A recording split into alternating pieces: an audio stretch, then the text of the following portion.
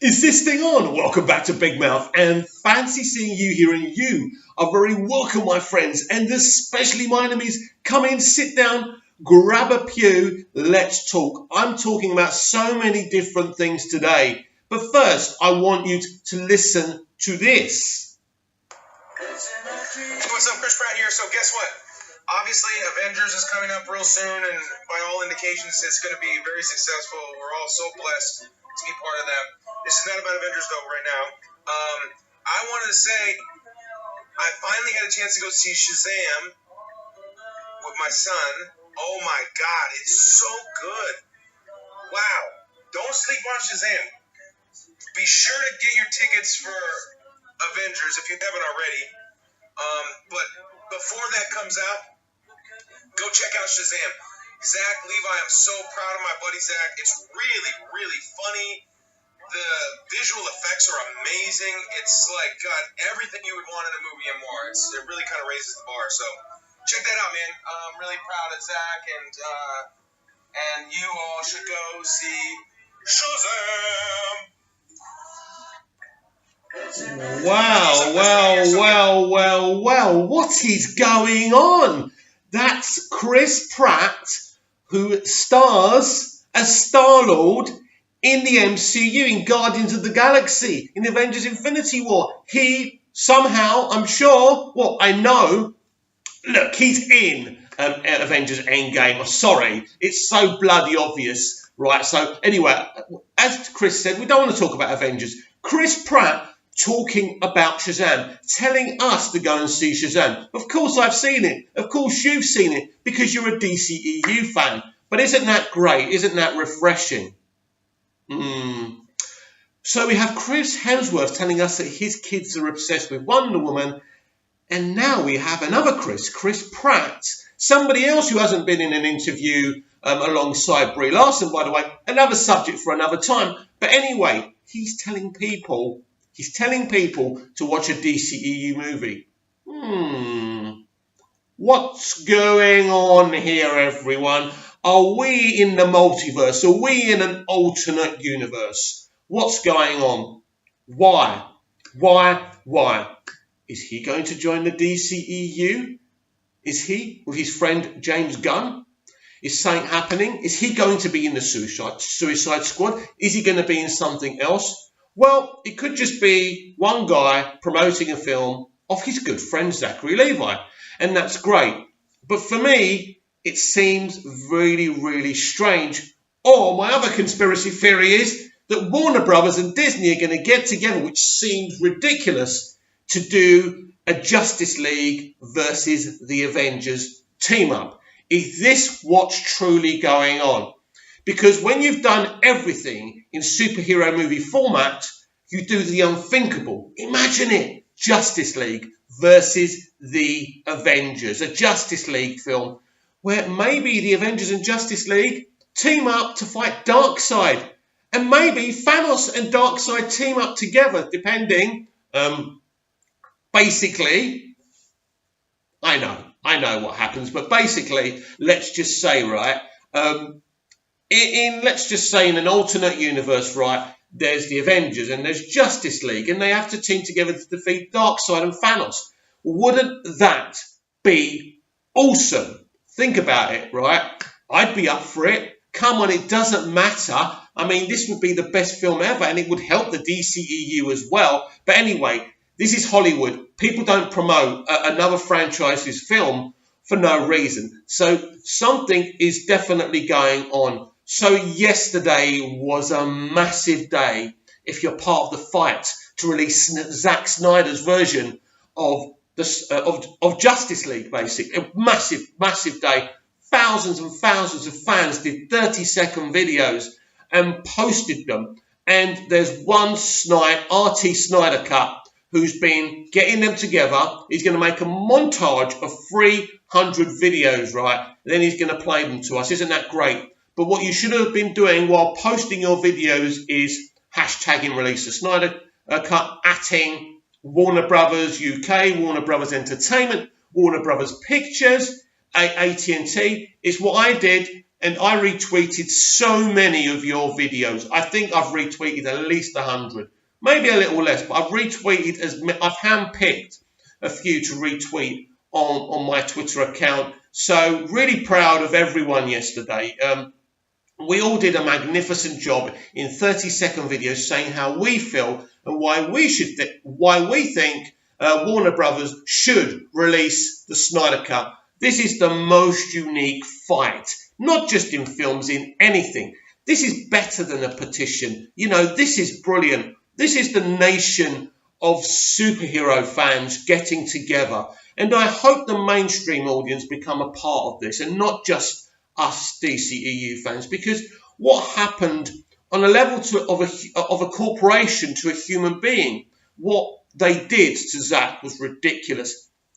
Whatever his Justice League is, it's surely better than the mess they released. Come on. And we deserve to see it. He deserves to have it released. So please keep on hashtagging release the Snyder Cut. The fight goes on. And I just read something that someone actually rang up Walter Hamada's secretary. Get this. And Walter Hamada and Warner Brothers knew and know about the campaign going on Twitter yesterday with these 30-second video. So that's great news. They are aware of it. They are aware that there's some passionate fans like us trying to get Zack's version of the Justice League released. And I'm so excited about it. So that's the Snyder Cut. Now I want to talk about some theories of mine. For Wonder Woman 1984, it's my most anticipated DCEU movie. It's surely going to clear over $1 billion. Very exciting. The first Wonder Woman film was one of my favourite CBMs of all time. So the Batman, Matt Reeves' the Batman, will go back to the 80s. That's what we've been told, right? We don't know for sure. He hasn't confirmed that himself. We know it's a noir type of film, but we don't know when it's going to be set. But basically, we can assume that this film is a kind of flashback to Batfleck's younger days. Now, this might not be true. This might be a totally fresh Batman in the modern era. Who knows? But anyway, say if it is set in the 80s, and Wonder Woman 1984 means that Wonder Woman is in 1984. So what if Wonder Woman and a younger Batman meet? But, of course, this is all depending how and why Wonder Woman's in 1984. Did she grow throughout the ages to get there? Is there time travelling? I think there's some time travelling involved, because I do believe what Grace Randolph said last year. I believe this is the film that will change the DCEU forever. This will change so many things. And I think Shazam, obviously, with the amount of Easter eggs we got for Batman v Superman and Man of Steel, shows that, you know, that film and everything right now is still on course with, you know, with the events of Man of Steel and Batman v Superman and Suicide Squad and Wonder Woman. But I think whatever happens in Wonder Woman 1984, I think will change everything. I think that's true. I think they delayed the release by a year for a reason. And I think this is true. This is what's going to happen. So I think that Wonder Woman is in 1984 for a reason. I think we could have a lot of DC character cameos in this. I think we could get Superman somehow. We could get Batman. I think this is going to reflect the change that all these characters are going to have. So basically next year is a massive year, because if this happens, if we do get this kind of Flashpoint Wonder Woman movie, it's going to be amazing, whatever your opinion. And a lot of us are going to say this could be the Snyderverse dead forever if they change it that dramatically. It's very, very interesting what happens. And what happens with the Snyder Cut could have an instinct reaction to what happens in Wonder Woman 1984. And my background's gone, and we can't have that, can we? Because it's an awesome background. I'm never changing this background, by the way. This is the best background you'll ever get. So that's my theory about that one. Time will tell if I'm right or wrong, but I think something big's going to happen. And I think we are going to see a lot of existing DCEU characters in this movie. This isn't just, basically already Patty Jenkins has told us, this isn't a sequel. Why is Diana in 84? As I say, Has she just grown through the ages and she's there? Has she time travelled? How the hell is Chris Pine back in this movie as well? These are massive questions that, of course, won't be answered until we see the movie. Can someone put me in a TARDIS and take me, I nearly said 84, take me forward to next year so I can see this movie? I don't want to die before I see Wonder Woman 1984. So pumped. I love Gal. I love Patty. I love this franchise. I love the release, the Snyder Cut movement. And now I want to talk about me and my Superman story. So I've done videos about my Superman fan fiction before. Why did I do it? What made me do it? We've been crying out for a Superman film for so long. We haven't had a standalone Superman movie since 2013. So I thought about it and I said, I don't want to do another Superman movie. I don't want to do another Man of Steel. I want to write a story that comes from a fan's heart. And I want to do one that maybe the comic book fans who really know the character so well from the comics can really appreciate. So I looked at it and I haven't got any artists yet. I haven't got that far. Basically, ultimately, I want my fan fiction to be the next Superman movie. It's a dream. It's never going to happen. But that's what I want. Anyway, so I will get anyone who's an artist, please contact me. I can't afford to pay you, but, I'll be plugging your work. So, let's work together and do something special. And I thought about this. I said, I want any DC character, if it ever did become a film, to have the exact look from the comics, any costumes. So when I spoke to people, the one villain, for example, was coming back to me, and that's Metallo. So I said, I like Metallo. I enjoyed what they did with him in Smallville. I don't like what they did with him in Supergirl. That's crap. But I love Metallo. He's such an interesting character, and he's a domestic villain. I'm fed up of end of the world threats. We're just about to see Avengers Endgame. Same old, same old. We want something domestic. And I remember reading the story Superman versus the Elite and watching the animated movie, which was freaking awesome. And I love Manchester Black. So I started penning some lines. And I spoke to you about this. I'm just going to go through it again because I've changed some things. This is really an update.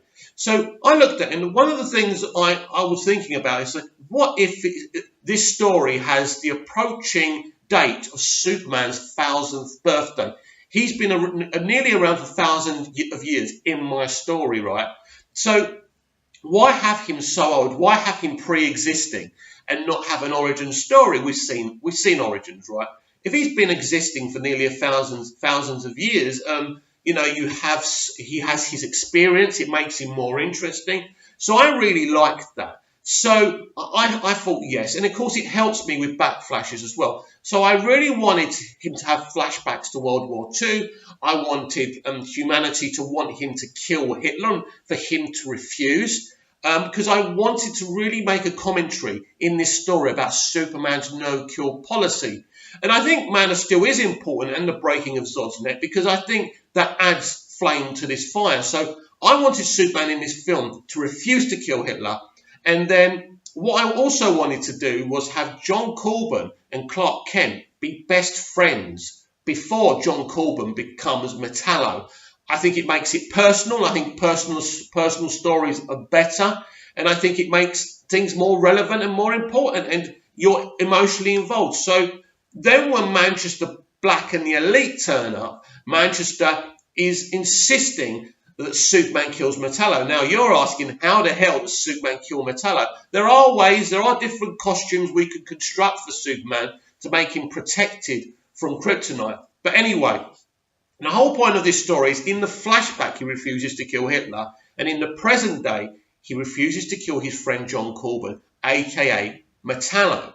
Now, John Corbin in the Smallville version was a guy whose family died in a bus crash because basically Clark did something and saved some people which killed them.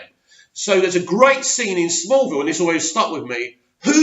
Why do you think you should change people's destiny? Who do you think you are? And I love that scene. But anyway, so in my story, they're best friends. Now, originally I had this idea of Jimmy Olsen being kind of adopted by Clark Kent. Because in my story, Jimmy's parents have died. But while I was having a cigarette out there on my patio, I had another idea. What if Jimmy Olsen was Lex Luthor's ward.